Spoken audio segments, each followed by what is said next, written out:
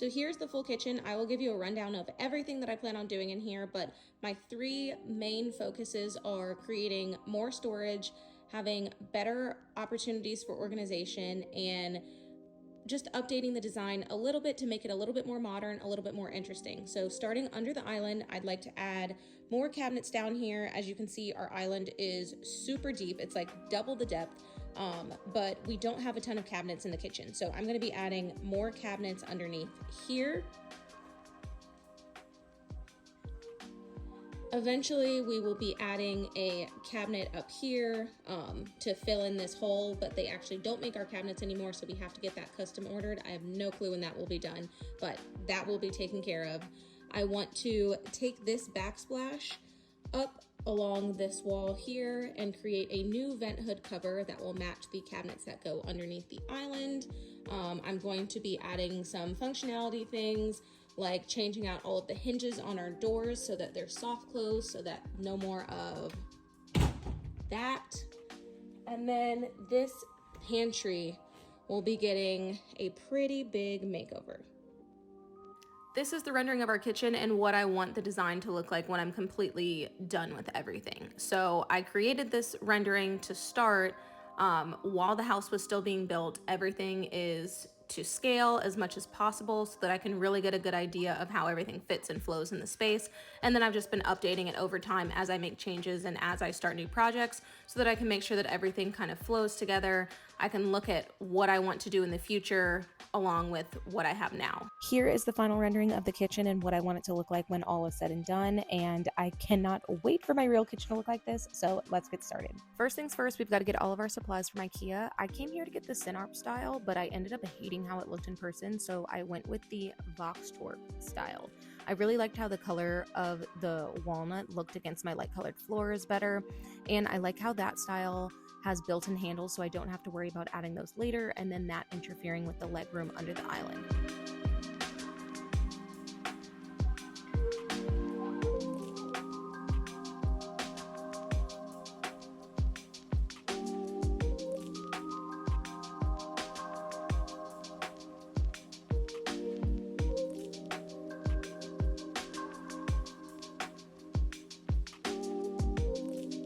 After I finished assembling everything, I just had to see how this was gonna look, or like if it was even gonna work, because it was just an idea that I came up with in my head. And this is where I started to get excited, y'all, because I was like, okay, here it is. Here's the vision. I can see it. It's gonna work.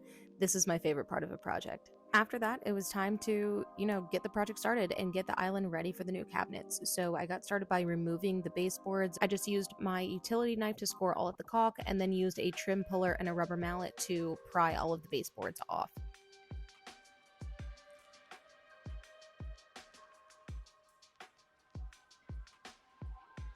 After that, I double and triple checked my measurements because I'm notorious for not measuring things correctly. So I really just wanted to make sure that this base that I'm about to build was going to fit in the space. And then I hate looking for studs, and I really didn't want to accidentally drill into a pipe since this is our island. This is where a kitchen sink is. So there's for sure water back here. So I had my husband find out where all the studs are, and then I went back and removed the upper trim because I just didn't really think about it when I was pulling off the baseboards, but yeah, that has to come off too.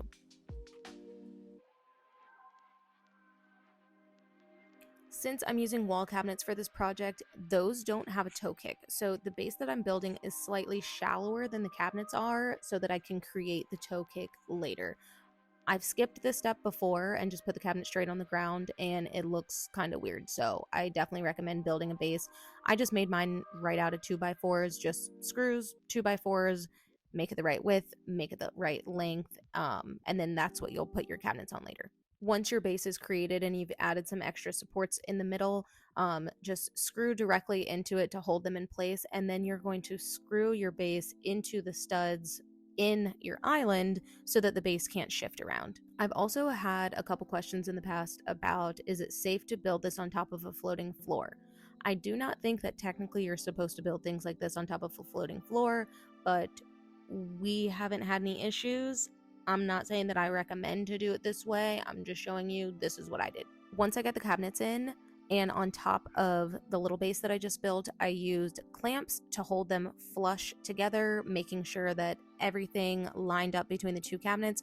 And then I just screwed through the holes that are already in the cabinets, through one and into the next one, so that there wouldn't be any gaps in between them.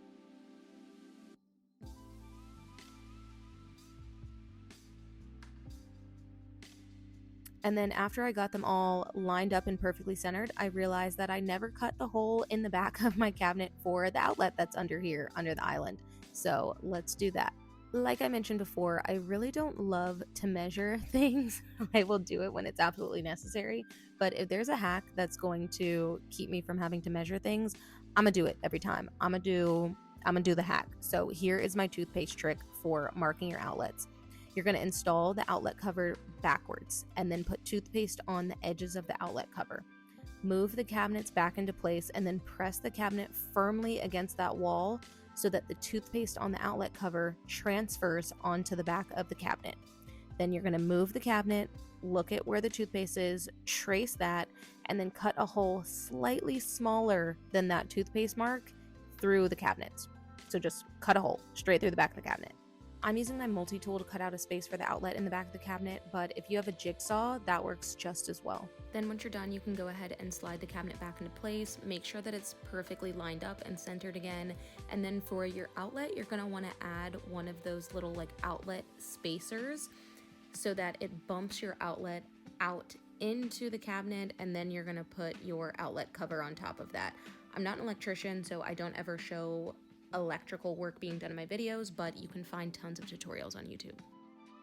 So IKEA sells a rail system that you would typically use to install these upper cabinets, but because there isn't enough clearance under the countertop for me to get the cabinet in and kind of like lower it onto the rail, I'm just securing each cabinet to a stud with a screw.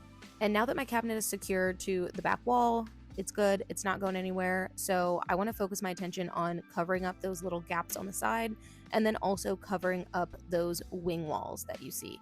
I'm using the Voxtorp cover panels to trim out the wing walls so that they match the cabinets. I'm pretty sure that this is like a laminate overlay on top of the wood, so I taped them with painter's tape before running them through the table saw to prevent the laminate from tearing.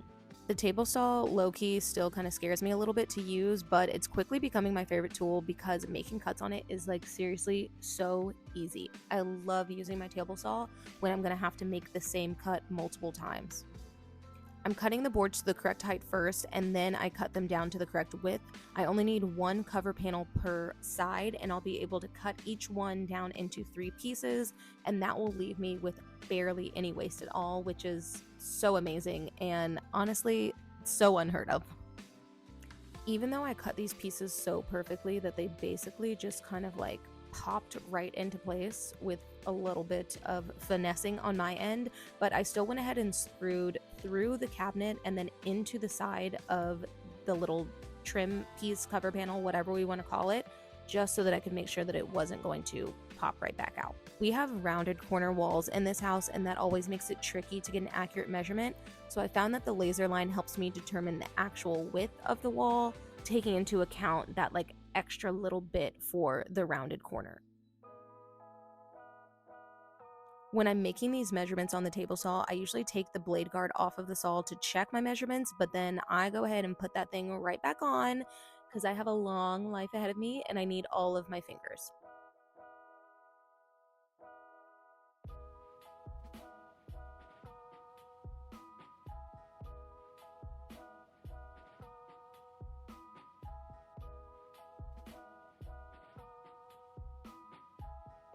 So here you see me dry fitting the second piece and measuring for the third one before I attach either one. I went back and I used my circular saw this time, my mini circular saw, to cut down the third piece. To be completely honest, I don't remember why. I really don't remember why I used my circular saw instead of the table saw, and it didn't really work that well. It left me with a very jagged edge, but it didn't end up mattering anyway because I'm gonna add trim there. But I don't know, watching this back, I'm like, why did I do that?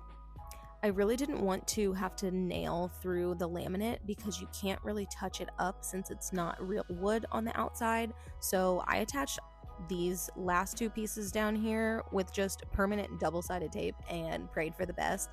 After I think almost 2 years of having those pieces just attached with tape, we never had any issues with these particular pieces. When we get to the vent hood, we will talk about that. I also bought the matching toe kick piece from IKEA. It's 4.5 inches tall, but I needed it to be 3.5 inches, so I trimmed it down and then cut it to the correct length on my miter saw, except when I went to install it, I realized that it actually was not the correct length and it was 2 inches too short, even after I double checked it and triple checked it.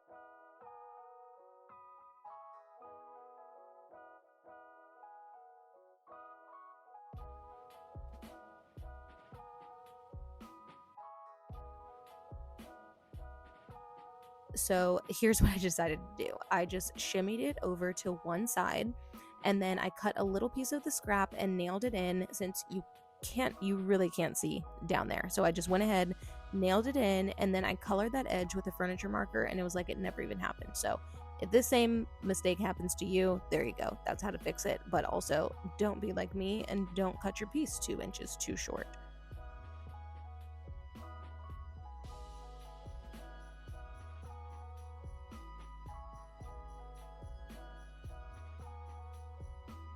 And then the last couple things that I did to finish off the cabinets, I had to cover those white cabinet edges with brown electrical tape, and you can see how the white outline just kind of disappears across this whole thing.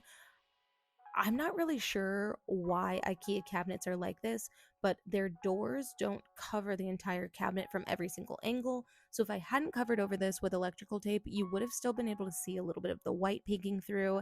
And I feel like that's just one of those telltale signs that are like, oh, that's IKEA. Like, that makes it look a little cheap because I can see that it's a white cabinet on the inside. So the electrical tape worked perfectly for this scenario. After I did that, I went back and I put on all of the doors and I adjusted the hinges for even spacing. If you've never put together IKEA furniture before, especially something with cabinet doors, be prepared for this to take years off of your life as you just hop back and forth from door to door to door, trying to adjust them and make sure that they're all hanging correctly.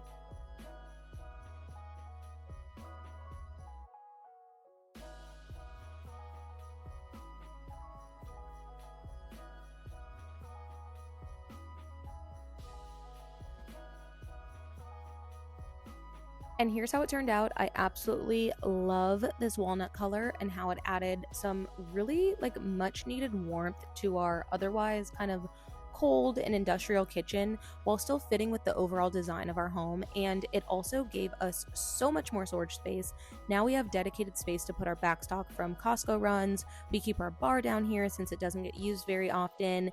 And now up next, I want to build a matching vent hood cover to really help tie this entire kitchen together, make it cohesive so that the island looks more intentional and less like an afterthought.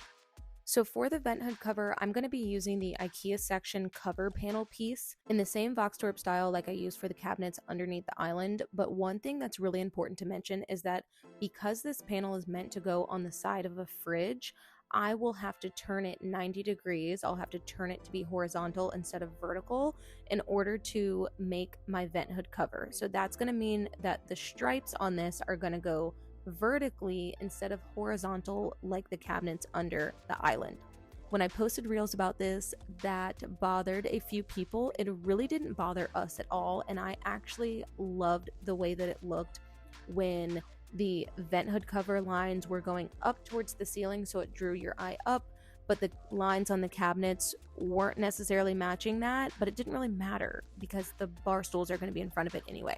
But I just wanted to point that out because I know that that could be something that gets on some people's nerves. So if you don't like that, just don't choose a cabinet with a pattern. Just choose a plain color and then you won't run into this issue. But anyway, back to what we're doing. I will skip you all of the dirty details of how we ran this giant cover panel through the table saw, and I'll just tell you, use your circular saw. It is much, much easier. Once I cut the boards cut down to a more manageable size, again, use your circular saw for this. Do not use your table saw. It'll be so much easier, so much safer. But once I got them down to a smaller size, I ran them back through the table saw again, and this time I was actually cutting them to the exact size that I needed. The first time I just ran them through so that I could cut them down to be smaller, and then this time I'm going with the exact measurements that I need. I'm cutting the cover panel into 3 pieces so that I can create a U shape that's just going to slide right over the existing vent hood, and then if we ever want to take it down later, we can, and we also don't have to buy a new vent hood. I used my 90-degree corner clamps to hold the box shape together while I attach the pieces, and this is absolutely key so that you can make sure that your structure maintains a perfect 90-degree shape. I was hoping that the wood glue would be enough to hold this thing together because, like I said, I really didn't want to put any nail holes in this since they're kind of impossible to fill completely, but there was no way that the wood glue was going to cut it. Like, girl, what were you thinking? So I did end up having to break out my brad nailer for this.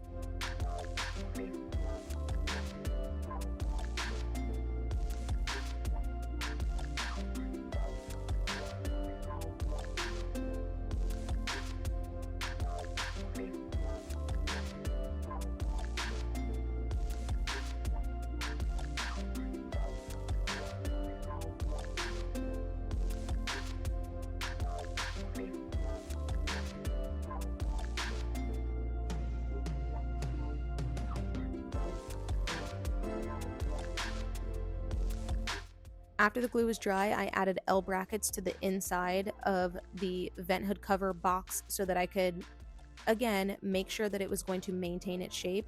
The glue and the brad nails weren't even enough because of the weight and the size of this thing and the fact that this is an open U shape instead of a full box.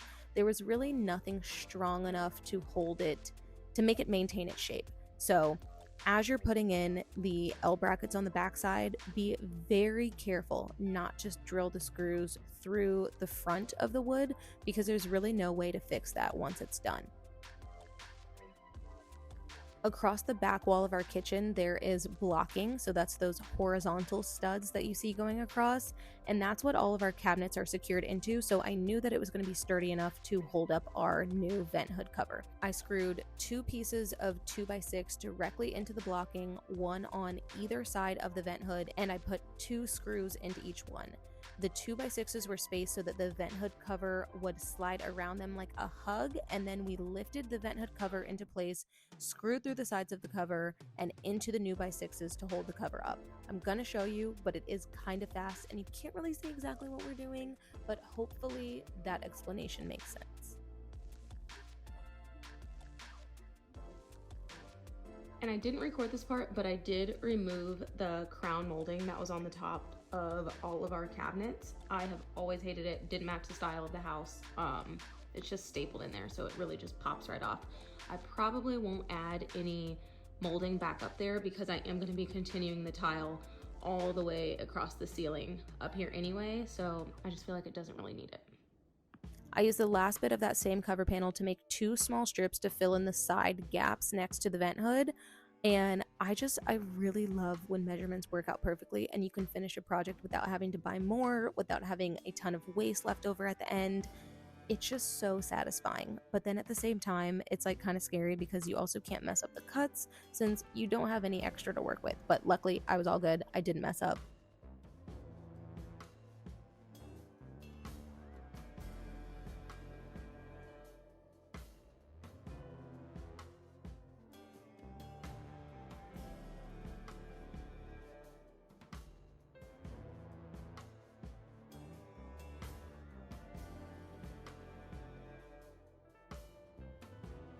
I cut these little pieces so exact that I was able to just slide them into place without using any nails or glue. Originally, I was planning on going back and using brown electrical tape on that little part of the exposed particle board.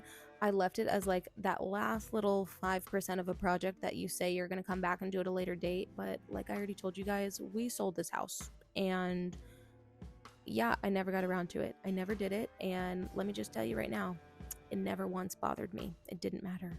And then just to finish off the top of the vent hood cover, I used the matching trim piece from IKEA, and I'm cutting the ends of this at a 45-degree angle so that I can get a clean seam on each corner.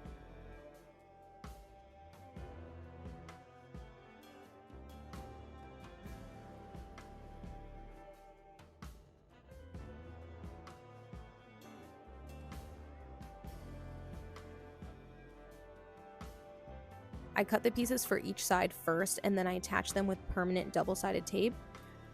I thought that I was being smart by doing this. I really thought that this was going to hold up because it's heavy-duty double-sided tape. It's made for construction projects. It's made to hold a lot more weight than what I'm using it for, but after the two pieces of trim were attached to the sides, I measured the distance between them for the front piece, and one of the pieces just so happened that this trim actually fell off and cracked our cooktop, and I ended up having to replace the entire bit of trim that I had. The trim piece dry fit it like so. Don't be like me. Before I cut the angled ends, double-sided tape, make sure that you one shot at this. And luckily, it fit absolutely